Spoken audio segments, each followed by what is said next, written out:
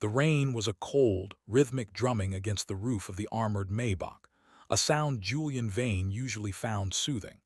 It reminded him that he was protected, encased in a 3-ton bubble of German engineering and excess. Inside the cabin, the air was filtered, the leather was hand-stitched, and the silence was expensive. Julian was staring at a tablet, his thumb hovering over a button that would essentially dissolve a rival's life's work with a single acquisition. He was the Ice King, a man who viewed the world as a series of balance sheets. He didn't have friends, he had assets.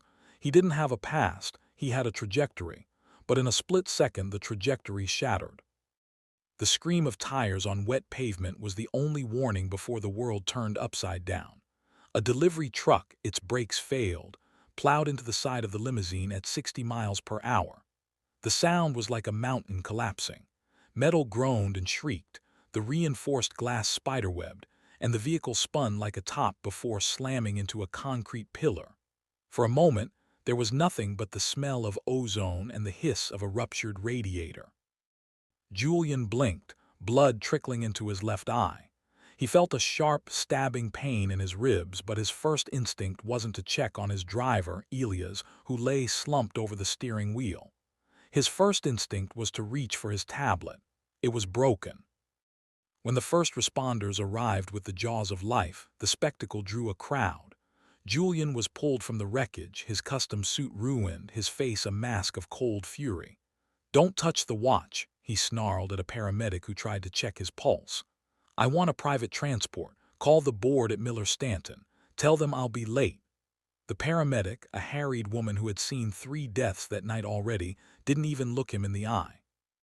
"Sir, there's a 6-car pileup and a gas leak 2 blocks away. You're going to the nearest trauma center like everyone else. Sit down and shut up before you go into shock." Julian was thrust into the back of a generic ambulance, the siren wailing a mournful, frantic tune. He was wheeled through the sliding doors of St. Jude's, a public hospital that smelled of floor wax, old coffee, and human misery. It was the kind of place Julian had spent his life donating to just for the tax write-offs, never dreaming he would ever breathe its air. "I demand a private suite," he shouted as he was pushed past a crowded waiting room. "I am Julian Vane. I want the head of surgery." "The head of surgery is currently in the middle of a triple bypass, so you're going to have to settle for whoever is on rotation," a nurse barked, parking his gurney in a cramped trauma bay. Julian started to protest, his voice rising in a frantic, arrogant pitch when a shadow fell over him. The curtain was pulled back with a sharp, metallic snap. A woman stood there, her silhouette framed by the harsh, flickering fluorescent lights. She was wearing a blood-stained surgical gown, her face partially obscured by a mask, but the eyes, those deep, amber-flecked eyes, were unmistakable. Julian's voice died in his throat. The Ice King felt a sudden, terrifying thaw in his chest. "Elena," he whispered. The woman didn't flinch. She pulled down her mask, revealing a face that had aged with a grace that felt like a personal insult to Julian. She was no longer the soft-featured girl he had left in a puddle of tears 8 years ago. Her jaw was set, her skin held the pallor of someone who lived under LED lights, and her expression was as clinical as a scalpel. "Patient is conscious, oriented to person but not to reality, it seems," Elena said to the nurse, her voice a cool, professional blade. She didn't look at Julian as a man, she looked at him as a collection of symptoms. She picked up his chart, her eyes scanning the vitals. "Dr. Vance," Julian gasped, his heart hammering against his bruised ribs. "Elena, it's me. It's Julian." Finally looked at him. It wasn't the look of a long-lost lover. It was the look a gardener gives a weed. "I know who you are, Mr. Vane. I can read a chart. You have a scalp laceration and possible internal bleeding. I'm the chief of surgery here. If you want to live to see the opening bell tomorrow, I suggest you stop talking and let me examine you." She leaned over him, her scent, antiseptic and a faint hint of the lavender soap she used to use, filling his senses. Her touch was freezing. She checked his pupils, her movements efficient and devoid of any warmth. "You're a doctor?" Julian asked, a delirious laugh escaping his lips. "The last time I saw you, you were working at that diner trying to pay for." "The last time you saw me, You were handing me a check for $50,000 and telling me that my existence was a threat to your father's legacy," Elena interrupted, her voice dropping to a whisper that only he could hear. "I used that money, Julian, every cent of it. I bought the education you thought I wasn't smart enough to handle. Now, lie back. I have 4 other patients who actually contribute to society waiting for this bed." She sutured his forehead with a precision that was almost frightening. Every time the needle pierced his skin, Julian winced, but he couldn't take his eyes off her. She was a titan. She was the commander of this chaotic, bloody ship.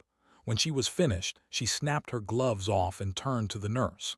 "Transfer him to Ward 4 for observation. If he tries to buy the hospital, sedate him." Julian was left in a daze.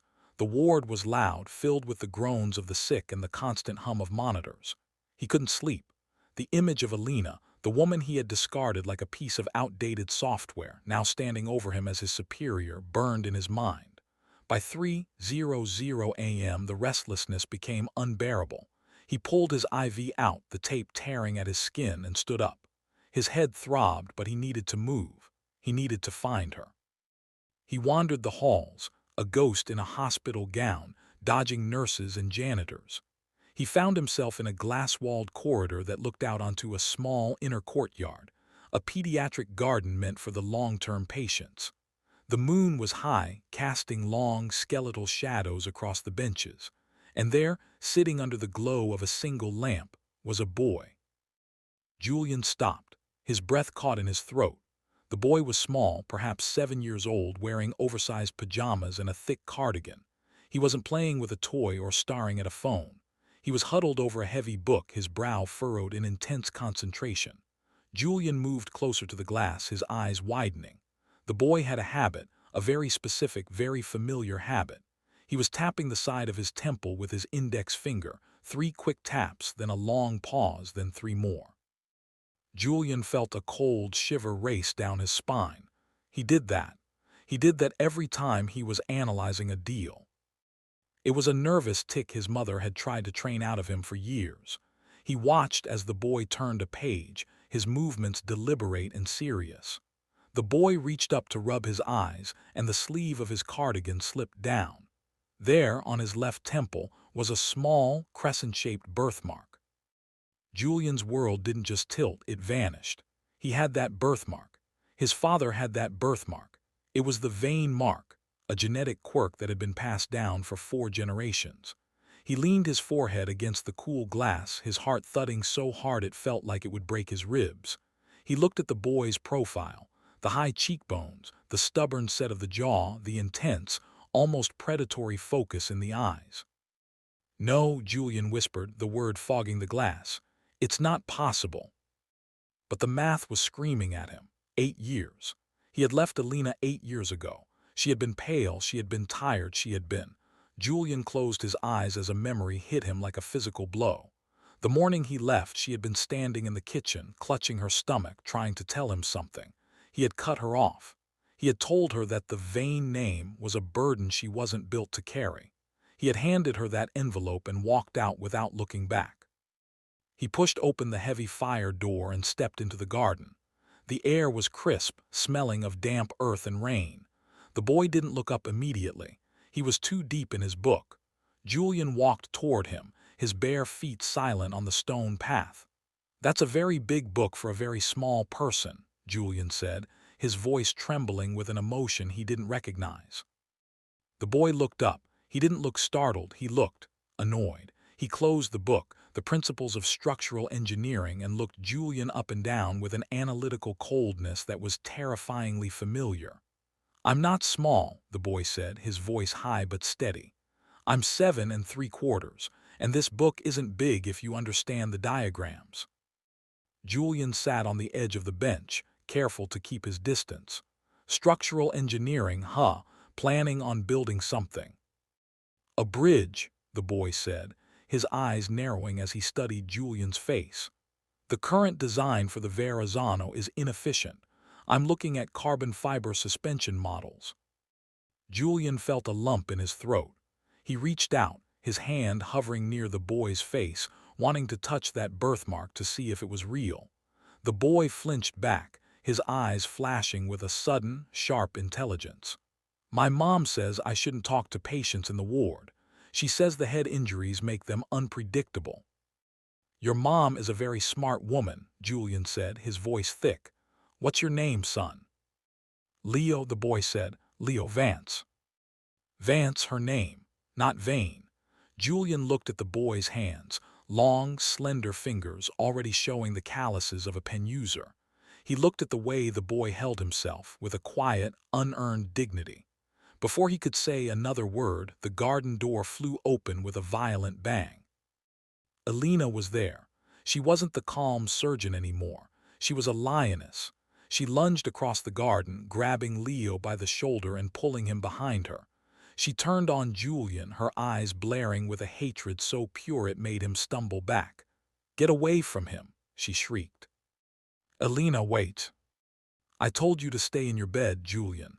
I told you to stay away." She was shaking, her hand clutching the boy's arm so hard her knuckles were white. "He's mine, isn't he?" Julian stood up, the hospital gown flapping in the wind, making him look frail. "Look at him, Elena. Look at the birthmark. Look at the way he taps his head. He's a Vane. He's my son." Elena let out a sound that was half laugh, half sob. She pushed Leo toward the door. "Leo, go to my office. Lock the door. Don't come out until I get there." "Go." The boy hesitated, looking between the two adults with a shadowed, knowing expression before sprinting away. Once he was gone, Elena turned back to Julian. She stepped into his space, her finger jabbing into his chest. "He is not yours. He will never be yours. You paid $50,000 to ensure he would never be yours. Do you remember that night, Julian? Do you remember me trying to tell you that I was late, that I was scared, and you told me that I was baggage?" "I didn't know," Julian shouted, his eyes filling with tears. "If I had known." "If you had known what? You would have tucked us away in some penthouse like a secret. You would have made him sign a prenup before he could crawl." Elena's voice was a jagged saw. "I raised him in a studio apartment while I worked 18-hour shifts. I sewed his clothes. I taught him to read. He is a genius, Julian. He is everything you pretend to be, but he has a heart. And I will burn your entire world to the ground before I let you poison him with your legacy." The morning sun hit the glass of Julian's penthouse with a blinding, indifferent glare. He wasn't in the hospital anymore. He had discharged himself against medical advice at dawn, his mind a chaotic storm of DNA and regret. He sat at his mahogany desk, the $50,000 Patek Philippe on his wrist feeling like a lead weight. Across from him sat Marcus, his chief of security and private investigator, a man paid to find the secrets that people buried in the deepest parts of their souls. "I want everything, Marcus," Julian said, his voice raspy. "I want to know what she ate for breakfast in 2018. I want to know who held her hand when that boy was born. I want to know why I'm just now finding out I have a son." Marcus laid a thick manila folder on the desk. "It wasn't easy to find, Julian. She didn't use your name. She didn't use your connections. She went off the grid the night she left your apartment." Marcus paused, his expression uncharacteristically grim. "She moved into a basement unit in Queens. 200 square feet, shared laundry, no heat for 3 months out of the year. She worked as a waitress at a 24-hour diner while she was 8 months pregnant. The medical records show she collapsed twice from exhaustion." Julian felt a sharp, stabbing pain in his chest that had nothing to do with his bruised ribs. "Why? I gave her $50,000. She could have lived comfortably for years." "That's the thing, Julian," Marcus said, sliding a bank statement across the desk. "She never touched it, the check you gave her. She took it to a local bank, opened a high-yield savings account, and labeled it Leo's education. She lived on tips and grit. She put herself through medical school on scholarships and graveyard shifts at the hospital. She raised that boy in a library because she couldn't afford a babysitter." Julian looked at the photos Marcus had gathered. There was a grainy shot of Elena, looking painfully thin, pushing a stroller through the snow. There was another of a toddler Leo sitting on a hospital floor, playing with a plastic stethoscope while Elena studied a massive textbook beside him. Every photo was a testament to his own cowardice. He had been dining on caviar and signing billion-dollar mergers, while the woman carrying his child was deciding between a bus pass and a gallon of milk. "And the man?" Julian asked, his voice barely a whisper. "The man I saw in the background of her social media, the one at the park with them." "That's David Vance, her brother," Marcus replied. "He's an architect. He's been the only father figure the boy has ever known. According to my sources, the boy believes his father was a brave man who died before he was born. Elena never spoke a word of malice about you to him. She simply erased you." Julian stood up, the chair scraping harshly against the marble floor. "I'm going to fix this. I'll buy them a house.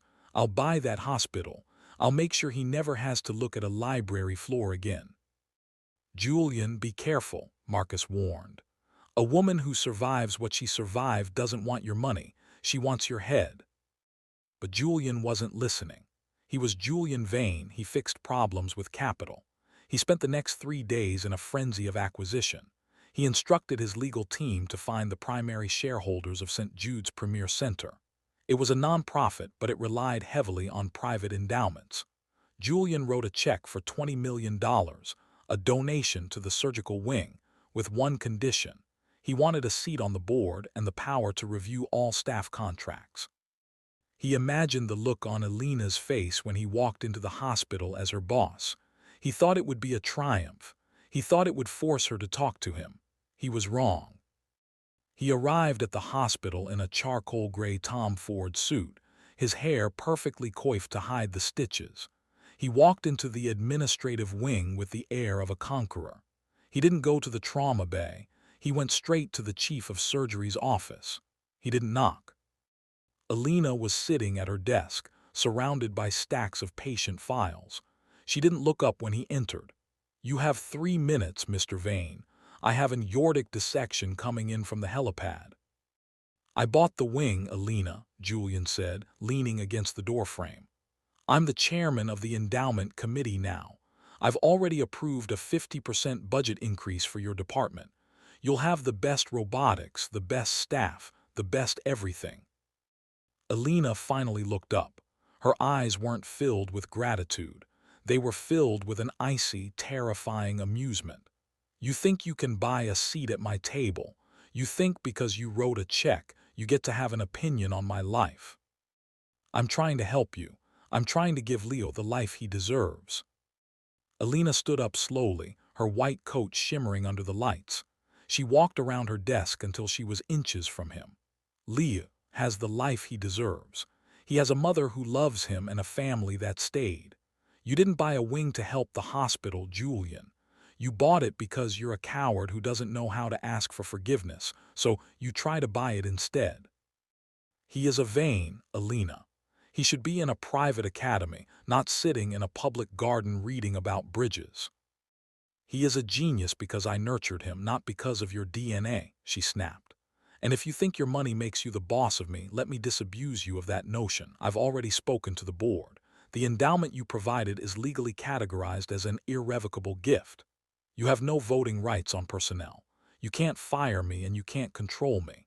All you did was pay for the new MRI machines I've been asking for. So thank you for the equipment. Now get out of my office." Julian felt the blood rush to his face. "I won't stop. I'll fight you in court for custody. I'll prove I'm his father." Elena pulled a thin blue folder from her desk drawer and tossed it onto the table. "Go ahead, call your lawyers, but before you do, read page 12. It's the waiver you made me sign. It explicitly states that in exchange for the $50,000 settlement, you waived all parental rights, responsibilities, and claims to any children resulting from our relationship.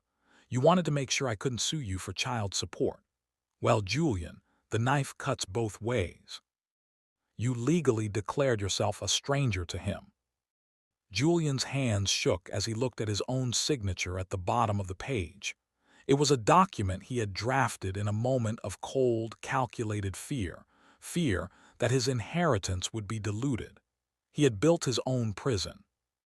He spent the next few hours wandering the hospital, a man possessed.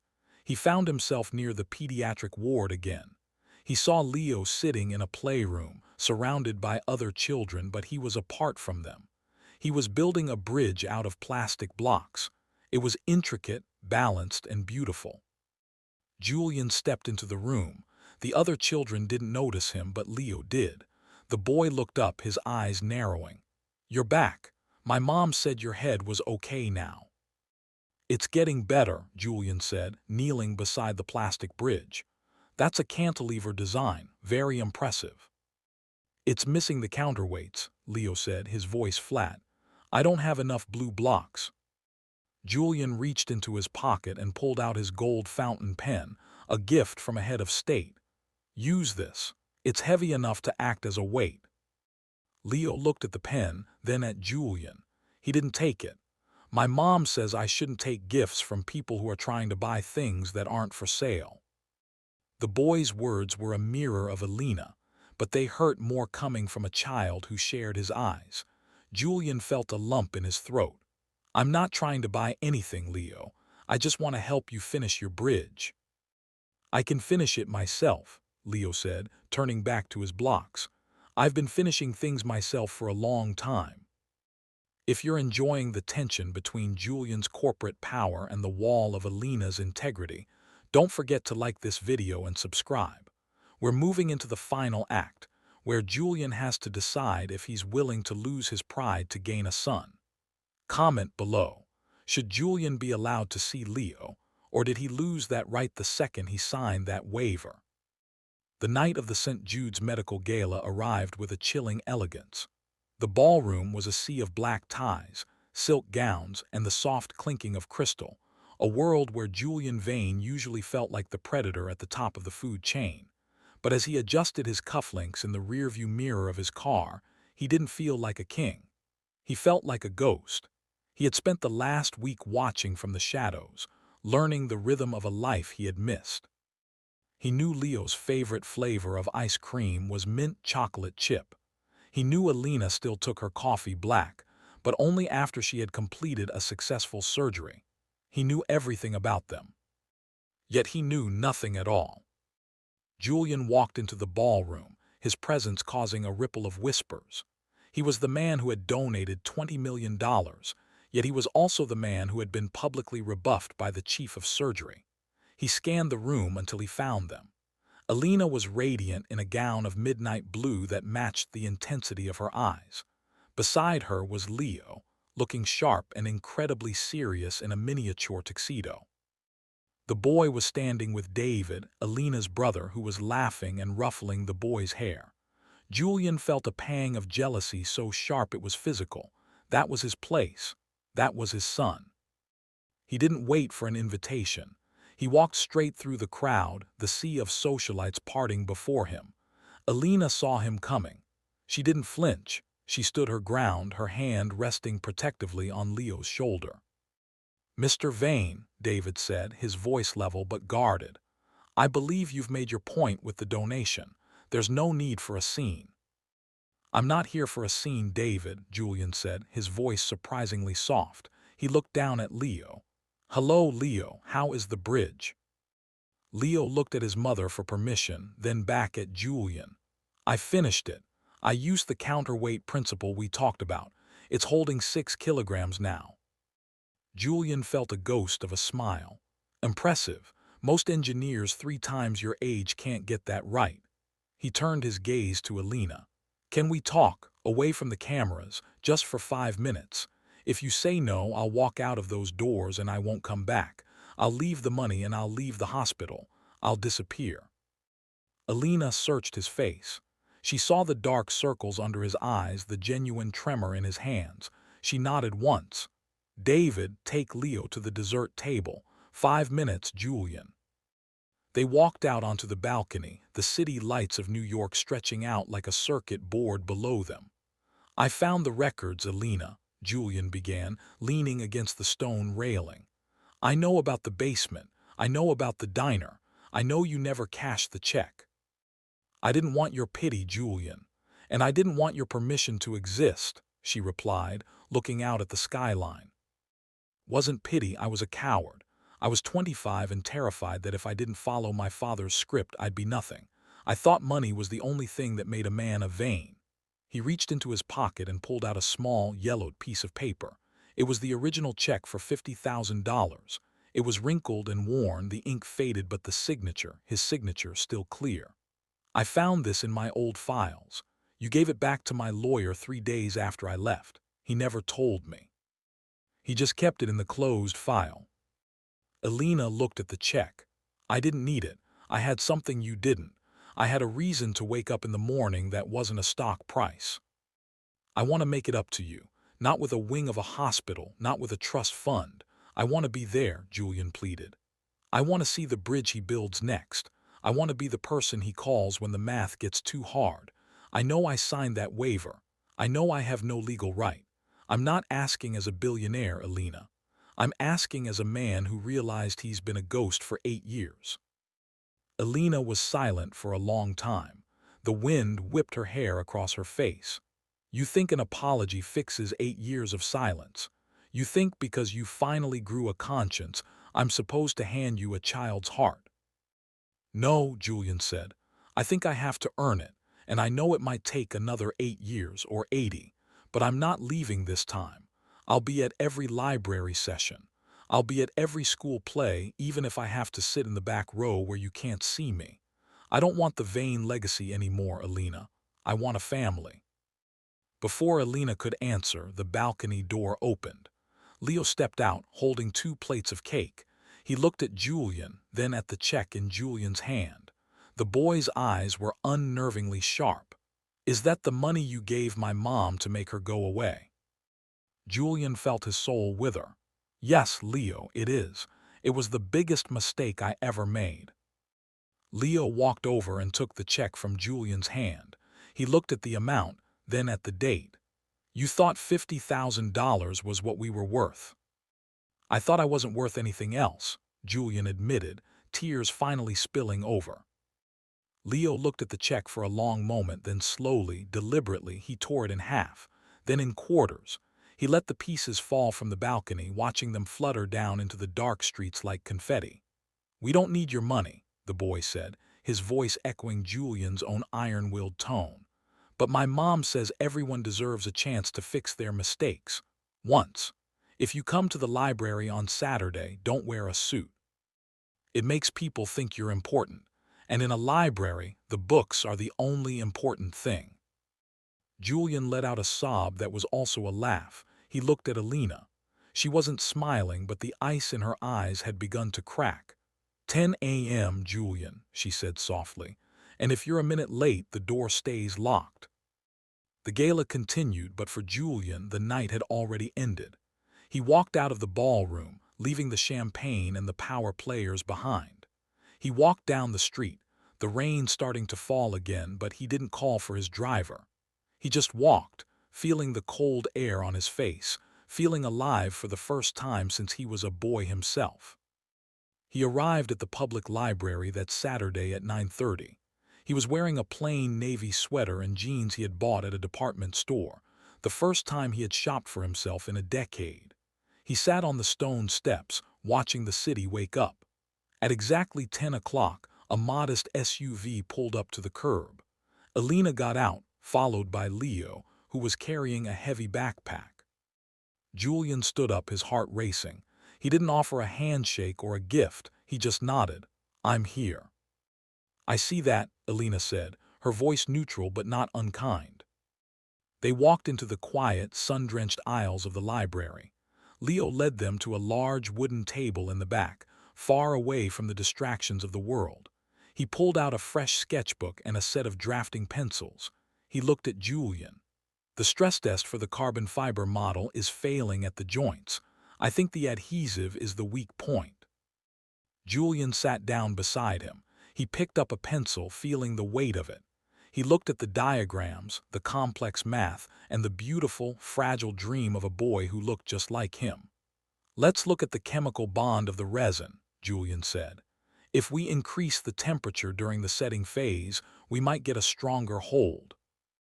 Elena sat across from them, opening a medical journal, but her eyes kept drifting to the man and the boy huddled over the sketches.